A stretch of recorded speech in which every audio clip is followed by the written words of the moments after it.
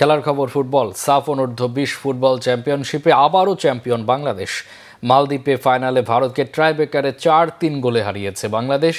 বাংলাদেশ দলকে অভিনন্দন জানিয়েছেন প্রধানমন্ত্রী তারেক রহমান। পুরস্কার ঘোষণা করেছেন যুব ও ক্রীড়া প্রতিমন্ত্রীও। শুক্রবার ছুটির দিন মালে স্টেডিয়ামে বাংলাদেশি প্রবাসীরা গ্যালারিতে সমর্থন জানাতে গেছেন। দক্ষিণ এশিয়ার অনূর্ধ্ব-20 এর এই টুর্নামেন্টে ডিফেন্ডিং চ্যাম্পিয়ন বাংলাদেশ। বাংলাদেশের সামনে মিশনটা শিরোপা ধরে রাখার। প্রতিপক্ষ ভারত। গ্রুপে দুই দলের প্রথম সাক্ষাৎটি শেষ হয়েছে সমতায়।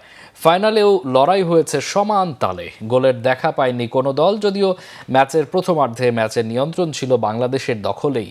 দ্বিতীয়ার্ধে কিছুটা রক্ষণাত্মক লাল সবুজরা কাউন্টার অ্যাটাকেই দিয়েছে বেশি প্রাধান্য, তবে জালের ঠিকানা খুঁজে পায়নি কোনো দলই।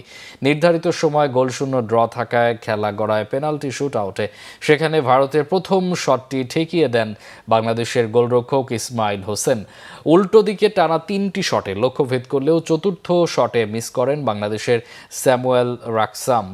শেষ শটে টুর্নামেন্টের সর্বোচ্চ স্কোরার ভারতের স্ট্রাইকার ওমাং দোদামের শট বারের উপর দিয়ে চলে যায়।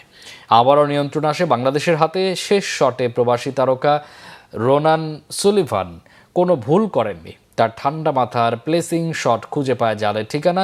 4-3 গোলের জয়ে শিরোপা ধরে রাখে লাল সবুজের বাংলাদেশ।